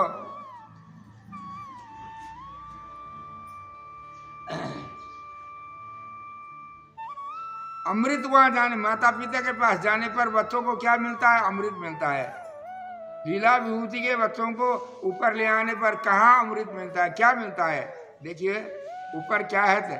तीन चीज है। यहाँ जो नहीं है वो तीन चीज ऊपर रखे हैं भगवान। कहाँ? बिरजा के उस पार, बिरजा के उस पार रखे हैं तीन चीज। आप वेद पढ़ते हैं ना? कृपाद ऊर्ध्वम उदहित पादोस्य हा भवत पुनः पादेषु सर्वभूतानि। भागवत का श्लोक है। पादेषु सर्वभूतानि पुंसस्थिति पदो विदुः अमृतम क्षेमम अभयम त्रिमूर्ध्नोधाय मूर्धसु। पुंसा स्थिति पदो, पादेषु स्थिति यस्य तस्य स्थिति पदः। जिनके चरणार बिंदुओं में सारे वह विभूति के चेतन की स्थिति प्रवृत्ति जिनके चरणार बिंद के आधार पर है, उनका नाम है स्थिति पद बने भगवान। चार पैर है भगवान के, एक पाद में लीला विभूति पूरी है, जिनका नीचे सीमा नहीं है, ऊपर की सीमा बिरजा है। तीन पाद में नित्य विभूति है, नीचे सीमा बिरजा है, ऊपर सीमा नहीं है। निस्सीमा ध सनातनी प्रधान परम व्योमनो अंतरे बिरजा नदी। निस्सीमा ध सनातनी, अध निस्सीमा, नीचे निस्सीमा है, वो है। इससे ऊपर बिरजा के उस पार तीन चीज है। क्या? अमृतम, अमृत है। वह अमृत रखा है। कौन अमृत? स्वर्ग का अमृत नहीं है। जिस अमृत के लिए भगवान परिश्रम करके देवता को पिलाया ना, उन्मूल्यहर सुंदर मंदर द्रिमहीन, उन्मूल्यहर मंदर द्रिमहीन तम संबधान मुना दोर्भिश्चञ्चल मालिकैश्च दधि निरमथं मथनं बुधिम्। श्रीरंगेश्वर चंद्र कौस्तुभ सुधा पूर्वं गृहाणेति ते कुर्वाणस्य फले ग्रहेरि कमला लाभे न सर्वश्रव। ये तो स्वर्ग का अमृत की कथा है। देवताओं के लिए भगवान ने अमृत दिलाए। ये अमृत नहीं है, ये तो लीला विभूति की समाप्त होते समय समाप्त हो जाएगा। लीला विभूति के अंदर जो भी है सभी वस्तु, परंतु ये अमृत कहाँ है? त्रिमूर्धन, त्रिलोकी माने भूर्भुव स्व के ऊपर। त्रिमूर्धन, मूर्धसु माने त्रिपाद विभूति रूप। शब्द का अर्थ भी लगाना चाहिए। मूर्धसु माने सिर में, सिर माने कहा त्रिपाद विभूति है मूर्धसु। त्रिमूर्धनो मूर्धसु पादात्रय अधाई, अधाई अधाई शाताम, अधाई शाता भैया कर। तो त्रिमूर्धनो धाई मूर्धसु कौन है वो? पादास्त्रयो बहिशासन, तीन पाद भूमि विरजा के पार है। तीन पाद भूमि ऊपर है, जिनमें नित्य मुक्त रहते हैं। बहिशासन पादात्रयो, तीन पाव वही आसन बाहर है। अप्रजानाम यह आश्रम, ये न प्रजायन्ते तेषाम, ये तेषाम आश्रम, जो बार फिर पैदा नहीं होंगे संसार में। परम पद में जाने के बाद यहाँ फिर संसार को अनुभव करने के लिए यहाँ आना नहीं पड़ता है। अनावृत्ति शब्दात व्यास जी कहते हैं ब्रह्मसूत्र में नहीं आना है, नहीं आना, आते नहीं है, वहीं रहेंगे सदा सर्वदा के लिए। ये दुख के संसार में नहीं आएंगे।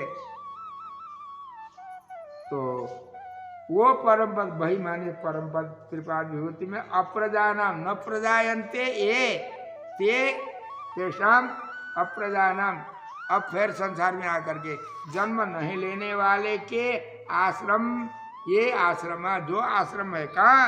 विरजा के उस पार, वहाँ तीन पाद भूमि है, वहाँ रख दिए भगवान। क्या रख दिए? अमृतम, नहीं मरने, मृत्यु को वहाँ नहीं रखे भगवान, भगा दिए। काल वहाँ भी है, यहाँ भी है।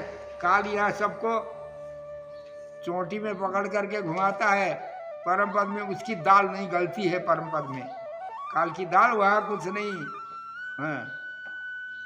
परम पद कहाँ है?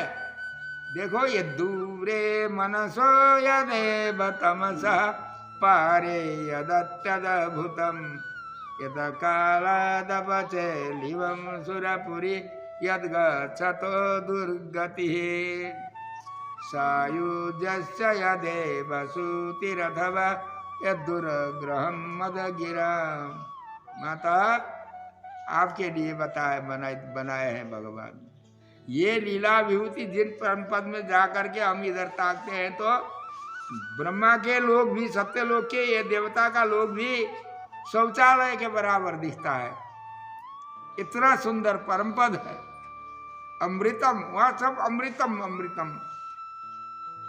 तो भी जाने मन नहीं लगता है ना हम लोगों को? लगता है? दिखाओ व्यवहार से।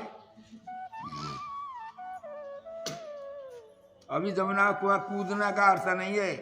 शरीर जिस दिन छोड़ोगे उस दिन की कथा है ये। अप्रजानाम यह आश्रम अंतस त्रिलोक्यास्तु परो, एक पाद यहाँ है त्रिलोकी के भीतर, ये संसार। अपरह गृह मेधा, ये संसार कैसा है? गृह मेधा ऐसा, घर में ही जिनकी, गृहस्थाश्रम में ही जिनकी बुद्धि है। विरक्ताश्रम में बुद्धि नहीं है। विरक्त किसको कहते हैं? जो विषय से रक्त नहीं है वो विरक्त है। ब्रह्मचारी रहो, मालताल बुलाते रहो। विश्वामित्र पर श्रय प्रभृतय बतंबुपर्णसन तेपि श्रीमुख पंकजं सुललितं दृष्ट्वैव मोहं गता शाल्यन्नं सघृतं पयोदधियुतं भुञ्जन्ति ये मानवः तेषाम् इन्द्रियनिग्रहो यदि भवेत् विन्ध्यस्तरसागर। अरे हमारे स्वामी जी ब्रह्मचारी हैं, फलारी है, क्या खाते हैं भाई? खुआ खाते हैं, दूध का खुआ खाते हैं और कुछ नहीं खाते हैं, अन्न नहीं पाते हैं। कितने दूध का 15 किलो दूध का खुआ बना करके सवेरे भगवान की आराधना करके भोग लगा के खाने बैठते हैं। 3 बजे तक खाते पीते रहते हैं, तब सोते हैं। धन्य हो तुम, ऐसा कुछ बेकार है। तो गिरिया में दो अबृहद व्रत की कथा है। अबृहद व्रत माने बृहद बने का, बृहद माने ब्रह्म।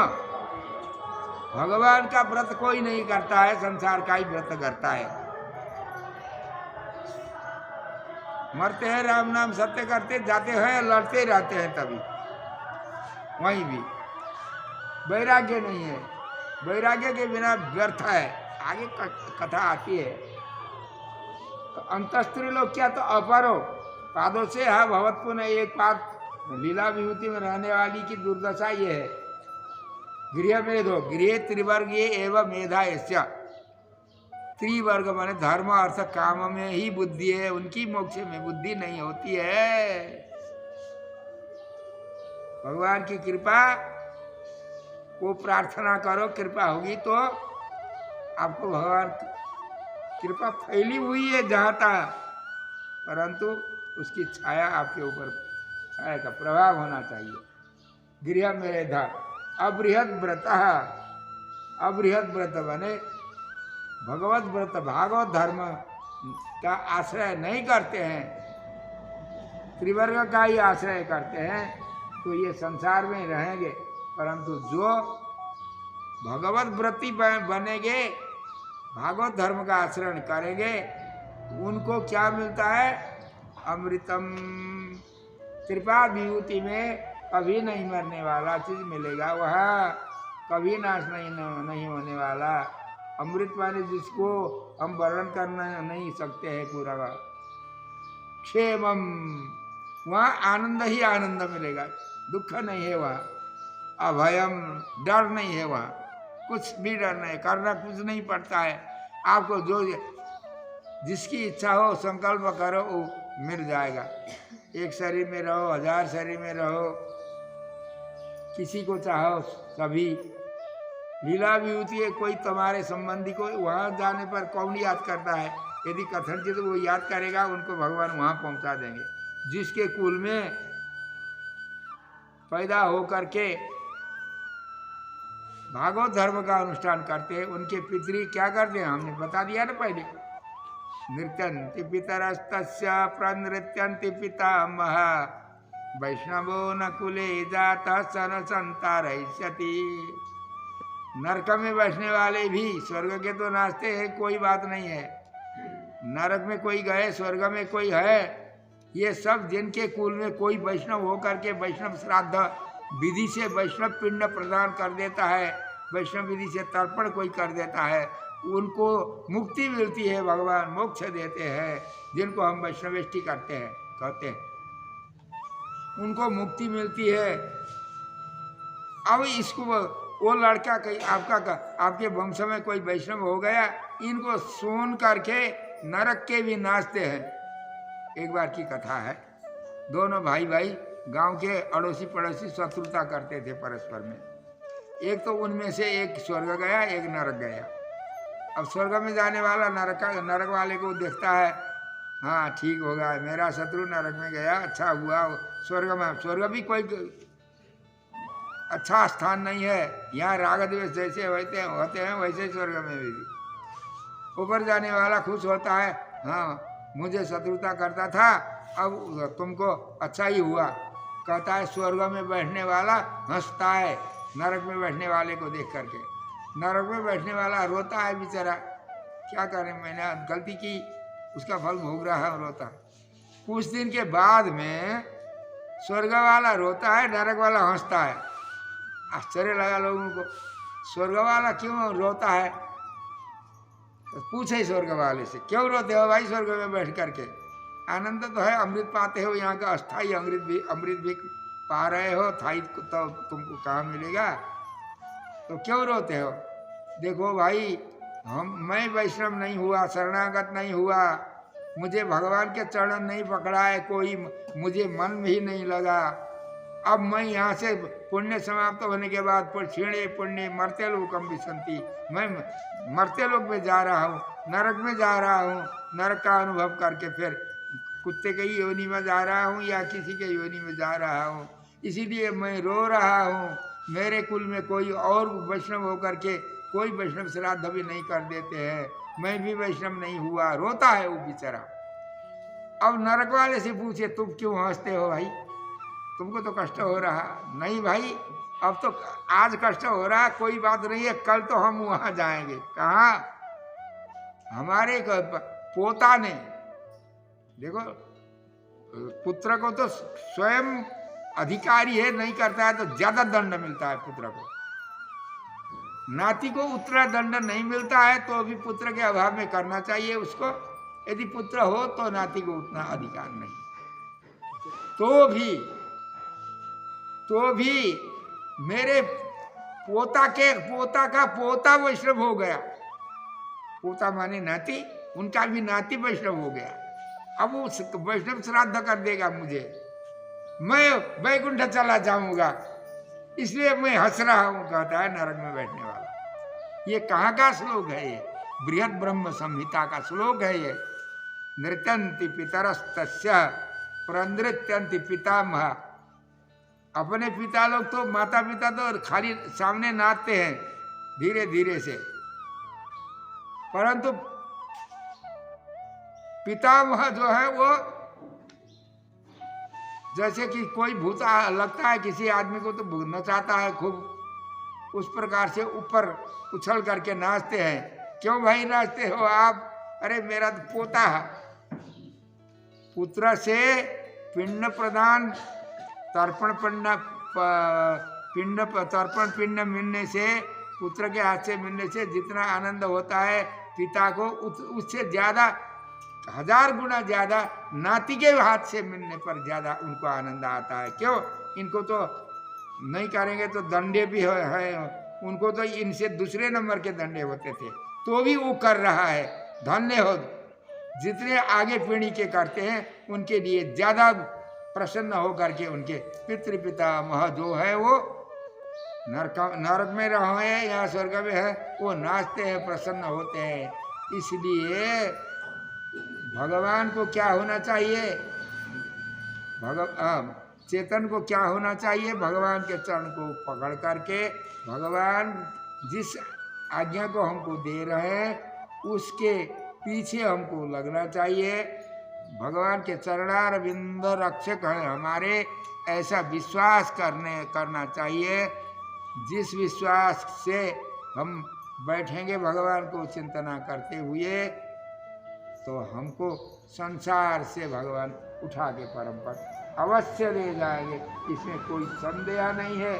उसी को बताते हैं, अमृतम क्षेमम भयम त्रिमूर्धनो धाई मूर्धसु पादस्त्रयो बहिश्चासन अप्रजानामि आश्रम अंतस्त्रिलोक्यास्तु परो गृहमेधो अबृहद व्रतः त्रिपादूर्ध्वम उदयत।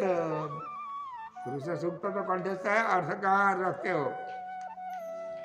पादो सेहा भवत पुनः सहस्र शीर्षा हरिदे रचेको मनुष्य देही भवमा बसेको श्रीनाथ योगेति तलय रचेरा दर्शन प्रतीक्षा घर में बसेरा।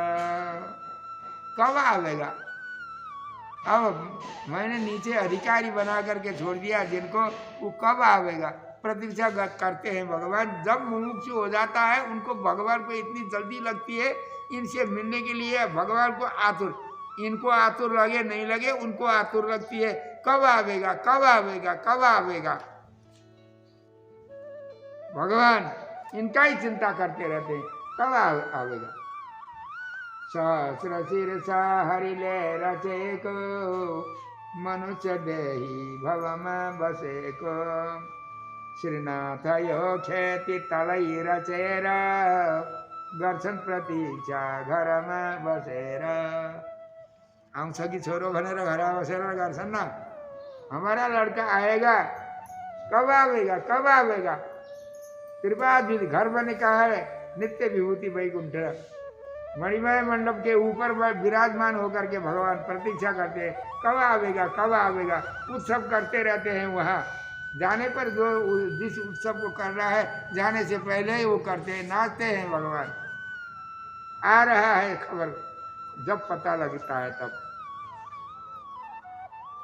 वैकुंठनाथ भगवान अब क्या करते हैं भगवान, जल्दी आओ ना जल्दी आओ।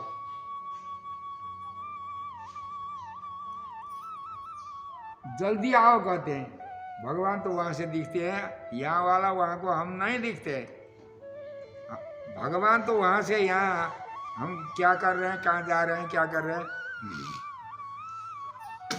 भगवान हमको देख करके बुलाते हैं। अब लड़का कहीं आया सुनते हैं ना, खाना पीना छोड़ करके माँ बाप ग्राउंड में जा करके, एयरपोर्ट में जा करके प्रतीक्षा करके बैठे हैं, स्टेशन में जा करके प्रतीक्षा करके बैठे, जब वो आवेगा उनके साथ होंगे, हम मिलेंगे तब खाएंगे। अभी भूख नहीं है हमको, कल से नहीं खाए, कल एकादशी की थी, पारायण ऐसे बयान जलपान करके पारायण कर लिए सवेरे, खाना पीना नहीं था। वो लड़का आ रहा है, विमान से आ रहा है, ट्रेन से आ रहा है, खबर सुने गए अपने मैदान में जा करके उनकी प्रतीक्षा करते हैं। जैसे वैसे मणिमय मंडप से भगवान क्या बोलते हैं सुनिए तो, पुरुष सूक्त का अर्थ है ये।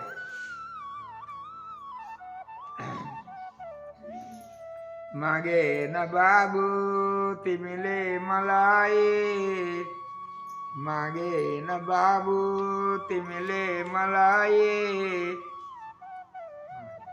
मागे न बाबू तिमिले ममलाई दिन्छु, मागे न बाबू तिमिले ममलाई दिन्छु, श्री भूमिका सँग भाइ तिमीलाई लिन्छु। ए बाबु माग न मलाई, किन माग, हजुरले त्यसै दिए हुन्न, मैले त्यसै दिन मिलेन। तो आप स्वयं जानते हैं मुझे क्यों नहीं ले जाते हैं वहाँ, मुझे ऐसे नहीं ले जाना है वहाँ, मैं नहीं ले जा सकता हूँ। मुझे आपके मांगे बिना मैं परम पद नहीं दे सकता हूँ। क्यों? उस पुरुषार्थ का नाम, चतुर्थ पुरुषार्थ का नाम भी, उसका भी पुरुषार्थ है। पुरुष माने जीवात्मा, जो अर्थना करेगा, प्रार्थना करेगा, मांगेगा, उसको ही देना चाहिए, बिना मांगे देना नहीं बनता है। सर्व मुक्ति प्रसंग, कृतव विप्रणाश, कृताभ्यागम इत्यादि आपत्तियां आ जाएंगी, इसलिए मैं मांगे बिना नहीं दे सकता हूँ। भैया तो मांगो ना, मांगो मांगो, मैं जल्दी देता हूँ। कैसे मांगना, मांगना भी और सिखाते हैं भगवान, मांगना सिखाते हैं। मागे न बाबू तिमीले मलाई दिन्छु, समझते हो इसका अर्थ? मैं मलाई दिन्छु, मैं मलाई दे रहा हूँ। मलाई बोले रबड़ी का भाई मलाई, वो मलाई नहीं है, मुझे दे रहा हूं मैं, मेरे को तुमको मैं देता हूं, इसके बहुत अर्थ है। मलाई देता हूं, मुझे देता हूं, और मैं देता हूं, और माँ को देता हूं, तुमको देता हूं, तुमको लेता हूं, मुझे देता हूं। मांगे न बाबू तिमिले, आप मांगो भैया, मैं मुझे दे दूंगा तुमको, भगवान मिले हमको। कहा किसका अर्थ है? इष्टम मनीषाण के बाद क्या है? इष्टम तो लीला विभूति के ऐश्वर्य। अमुम महिषाण, कृपा विभूति में रहने वाले देवियां सहित के जो भगवान के पादारविंद हैं। अमुम माने वो पादारविंद, ईशान मुझे आप कृपा करें, ऐसा बोलो ना तुम, सिखाते हैं भगवान, ऐसा बोलो। माताओं के साथ आपके चरणारविंद, मुझे आप कृपा करो, ऐसा तुम बोलो, मैं दे दूंगा तुमको, यहाँ ले आऊंगा मैं। ऐसा बोले, तुमको बोले बिना मैं नहीं ले आ सकता हूँ यहाँ। मागे न बाबू तिमिले ममलाई दिन्छु, श्री भूमिका संग भाई तिमिलाई लिन्छु। जब लड़का घर में आ जाता है क्या करते हैं? पिताजी गोद में लेने आते हैं, माता आगे बढ़ती है। पहले माता, नहीं पिता के स्वीकार किए बिना माता नहीं, पिता स्वीकार करते हैं, अपने गोदी में पिता बैठाते हैं, तब माता उसको छीन लेती है गोद से ही, अपने गोद में रख करके। अब संवाद होता है माता पुत्र का, माता पिता का। मुक्त मुरारी संवाद नाम का पुस्तक, बृहद पुस्तक था, उसको लघु पुस्तक बना देने दिए यहाँ के सज्जनों ने। वो पुस्तक होगी कहे, आप मुझे मालूम नहीं है, मैं आप अक्षर भी नहीं देख पाता हूँ। उसको देख लेना, उसमें क्या संवाद है। श्री भूमिका संग भई तिमिलाई लिंचो, माता के साथ होकर के परदेश से आया हुआ पुत्र को जैसे पिता लेते हैं वैसे ही मैं ले लूंगा तुमको। आओ भैया जल्दी, भगवान बुला रहे वैकुंठ धाम से। श्रीनित्य सूर्य सगमाम अपनी मिसिंसु, कौन कौन है परम पद में? माँ के साथ में आप श्रीदेवी भूदेवी के साथ में आप मिलेंगे। और भी कोई है क्या? यहाँ तो भाई बंधु बहुत होते हैं संसार में, वहाँ भी भाई बंधु होते हैं क्या?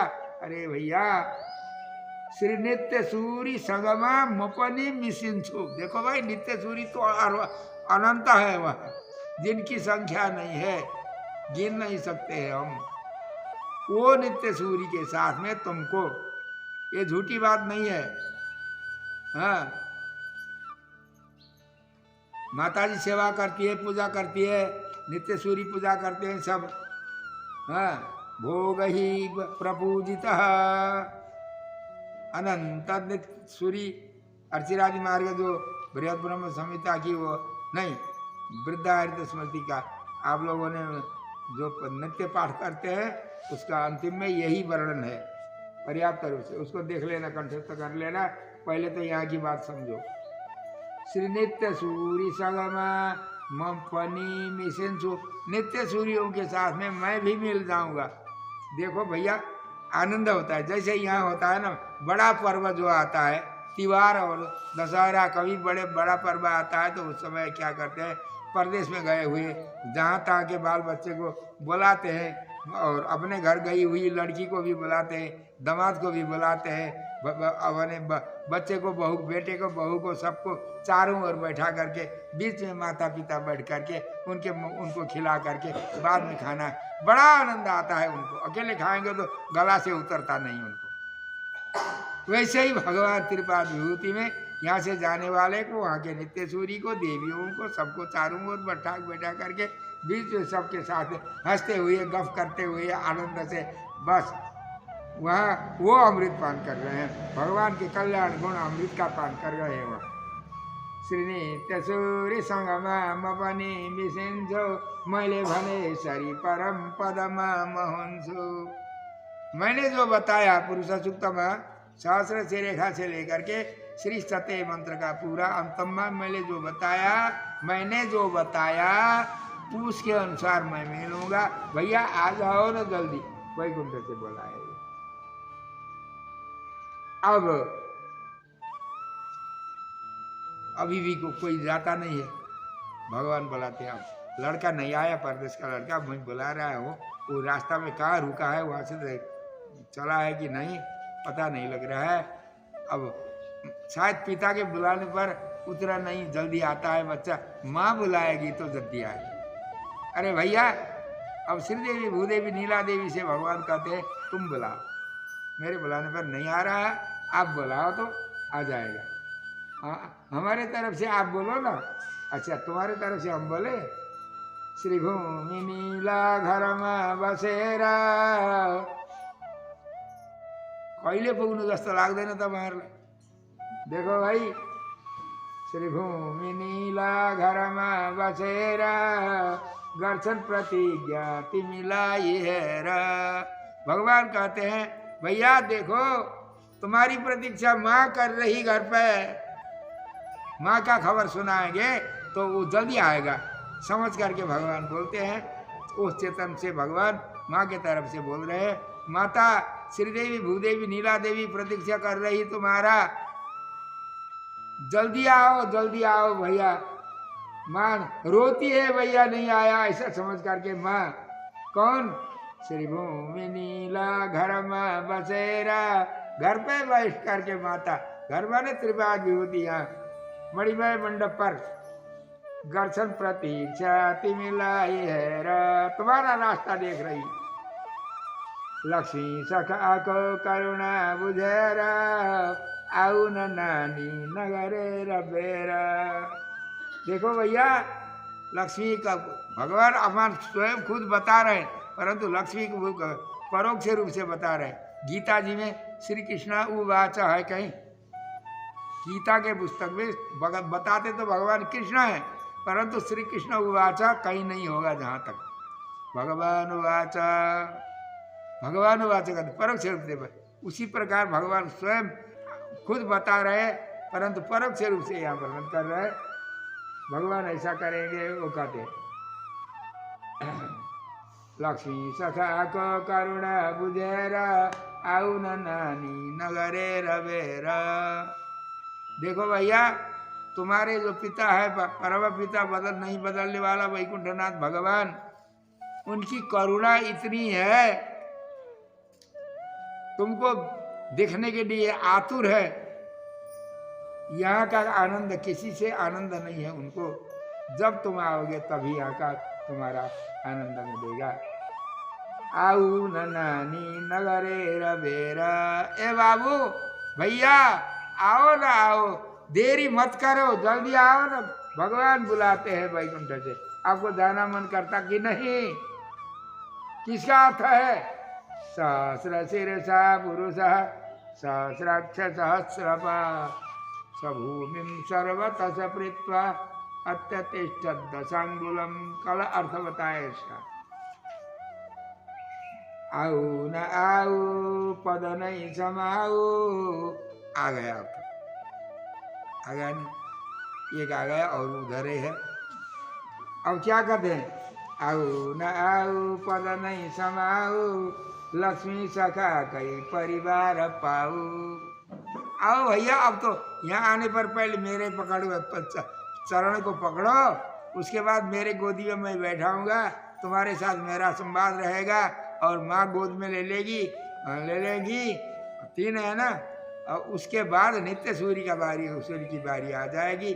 नित्य सूर्य और हम तब आप सब हो करके आनंद मजा लेंगे यहाँ। आओ लक्ष्मी सखा कई परिवार पाऊ आओ न आओ पद नहीं समाऊ। शरण दे रहे हैं भगवान। आओ न आओ पद नहीं समाऊ लक्ष्मी सखा कई परिवार पाऊ अंत प्रविश्य महानंद। इसी अर्थ को हमारे आलवार बता रहे हैं।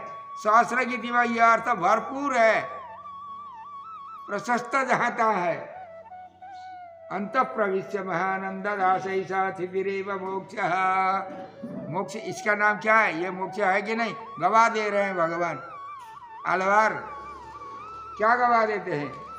ये अर्चिरादि मार्ग का जो भगवान वैकुंठ में वर्णन कर रहे हैं, देवियों से बात कर रहे हैं, मुक्तात्मा को बुला करके इस पूरा को, इस बात को भगवान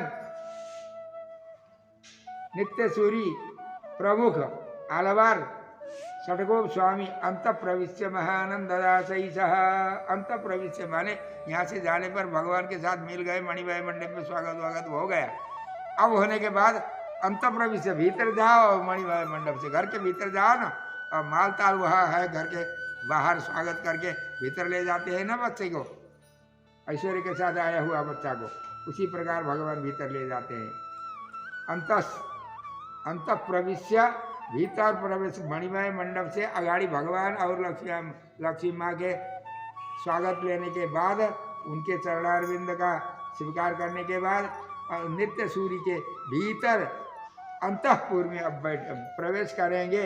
महानंद दासई सह। महानंद में भगवान के ब्रह्मानंद में डूबे हुए भगवान के जो नित्य सूर्य दास हैं, उनके गोष्ठी में प्रवेश करके उनके साथ रहना, यही मोक्ष है।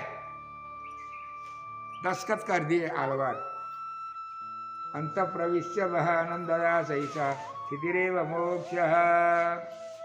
देखो भैया, अब वहां जाकर के क्या करना है? वहां जाकर के देखिए, बहुत से लोग जाने के लिए तैयार रहते हैं, बहुत ऐसे कितने लोग ऐसे जाने के लिए वहाँ जाकर के क्या करना है तो कैंकर्य करना बता देते हैं ना आचार्य। कैंकर्य भाई यही कैंकर्य करते, जिनको भूख नहीं है उनको भोजन देखने से ही उल्टी आती है। मलेरिया के बुखार वाले को पहले के बुखार में, अंत के बुखार में तो भूख भूख लगती है, पहले अन्न देखते ही उल्टी आती है, हमारा अनुभव है वो। जिनको भगवान की भूख नहीं लगती है, उधर की भूख नहीं लगती है, उनकी बात नहीं। जिनको भूख लगेगी वो पूछते हैं वहाँ जाने पर कैंकर्य क्या करना है।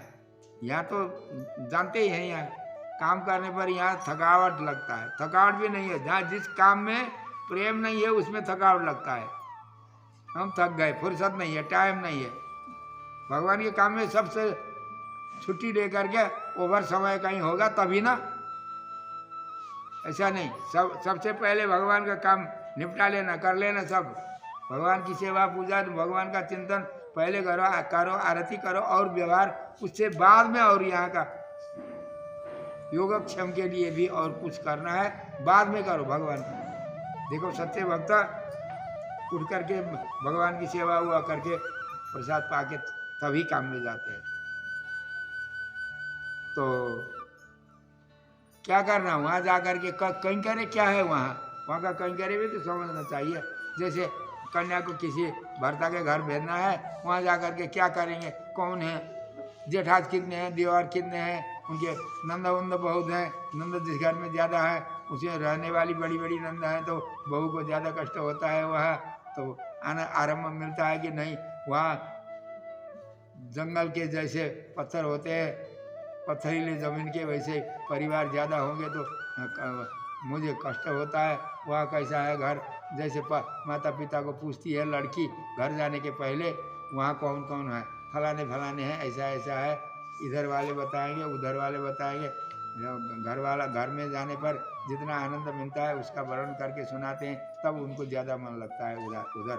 इसी प्रकार वैकुंठ जाने पर, वैकुंठ हमारा घर है, हम भगवान की और सब कुछ है, हम वहाँ जा रहे हैं। वहाँ क्या कैंकर्य क्या करना है, कितना वहाँ परेशानी तो नहीं है, फिर लौट के आना तो नहीं है। पिता के यहाँ मैंने गुरु के यहाँ संसार में आना नहीं है। अब कैंकर्य करना कहते हैं, कैंकर्य किसका नाम है? देखिए अब कैंकर्य करना, कैंकर्य किसका नाम है? वहाँ जा कर के फावड़ा चलाना, हल चलाना कुछ नहीं है।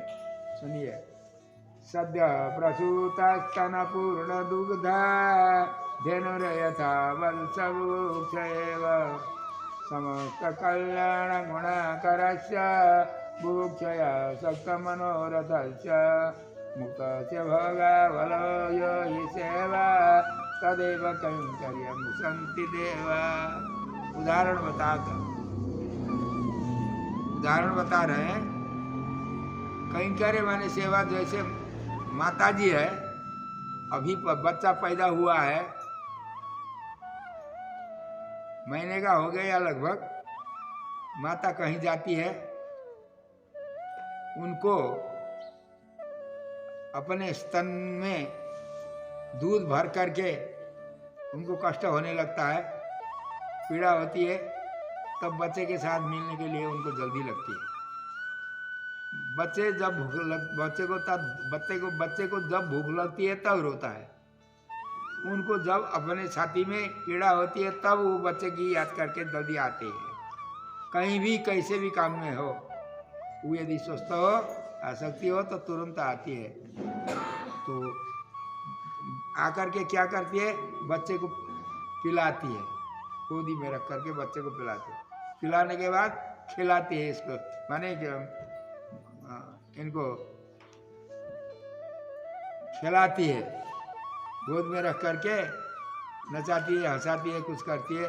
दूध पीने के बाद वो बच्चा जब तक दूध नहीं पीना पाता है तब तक रोता है। जब दूध पीना मिलता है, दूध पी के आनंद से गोदी में बैठता है, और कुछ और ज़्यादा कुछ नहीं चाहिए बच्चे को। परंतु माँ को क्या चाहिए, इनको नचाना, हंसाना, सब कुछ करना। बस बच्चे माँ के वियोग में जितना तरसता है माँ के लिए उतना ही नहीं, ज़्यादा हजारों गुना ज़्यादा माता को आनंद आता है बच्चे से पिलाने से अपने पीड़ा तो कम होती है, इतना ही नहीं है, आनंद मिलता है उनको ज़्यादा। तो बच्चे ने क्या किया, माता जी का दूध पीने पर माता जी की सेवा की।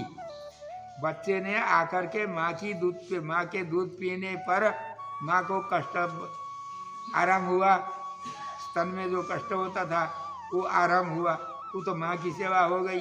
बच्चे की इतनी ही है बच्चे से सेवा, माँ को इतना नहीं है। माँ को तो पीने पर भी, वो स्वस्थ होने पर भी माँ को तृप्ति नहीं होती है, माँ को कभी भी। इसी प्रकार लीला विभूति से चेतन परम पद जाएगा। भगवान कैसे है, माता के जी के स्थान पर भगवान है। भगवान के कल्याण, गाय के स्तन में, माता के स्तन में जैसे दूध भरता है, भरने पर उसको निकालना जल्दी लगती है, इस प्रकार भगवान के कल्याण, दूध के स्थान पर भगवान के कल्याण गुण हैं, अनंत गुण हैं। कितने गुण हैं? अनंत गुण हैं। उसका अनुभव कराना, भगवान को चेतन कोई जा करके उनका अनुभव करेगा तब भगवान को आनंद आता है, नहीं तो भगवान को आनंद नहीं आता है। उन गुणों को, दूध के स्थान पर भगवान का कल्याण गुण का अनुभव करना, और बच्चे का स्थान पर मुक्तात्मा, यहाँ से जाने वाला, तो माँ के स्थान पर भगवान, ये दृष्टांत है। तो बच्चे को दूध पीने पर कष्ट नहीं होता है, माँ को भी कष्ट नहीं होता है, आनंद होता है, इतना ही है। बच्चे को तो दूध पीता है, बस हो गया, और काम कुछ करना नहीं है। माँ का दूध पीना ही कैंकर्य है, माँ का दूध पीना ही कैंकर्य है। बछड़ा आता है, वह करके बाह करती है माँ, आकर के दूध पीता है बछड़ा, बस माँ की पीड़ा शांत होती है, माँ चाटती रहती है बच्चे को। बच्चा नचना प्रारंभ करता है, घूमता है इधर उधर, बछड़ा माँ बाँ करती ही रहती है। तो कैंकर्य क्या है? बछड़ा को दूध पीना, बच्चे को दूध पीना, यही कैंकर्य है। उसमें कष्ट होता है क्या? वही कैंकर्य है। भगवान के कल्याण गुण का अनुभव करना परम पद में जा करके, यही है भगवत कैंकर्य। उसी को कहते हैं सद्य प्रसूता। सद्य प्रसूता माने अभिव्यायी हुई गैया। सद्य प्रसूता स्तन पूर्ण दुग्धा, सरल है बहुत। धेनुर यथा वत्स बुभुक्षयेव समस्त कल्याण गुणाकरस्य बुभुक्षया शक्त मनोरथस्य। ये गुणाकरस्य बुभुक्षया शक्त मनोरथस्य मुक्तात्मा का विशेषण है। मुक्तस्य भोगावलयो ही सेवा। मुक्त की भोगावली जो है, भगवान का अनुभव करके आनंद लूटना जो है, वही सेवा है। तदेव कैंकर्य मुसंति देवा। उसी को कैंकर्य कहते हैं लोग। क्या हो गया? श्री लक्ष्मी हरि वैकुंठनाथ भगवान की। देखो भाई, आज तक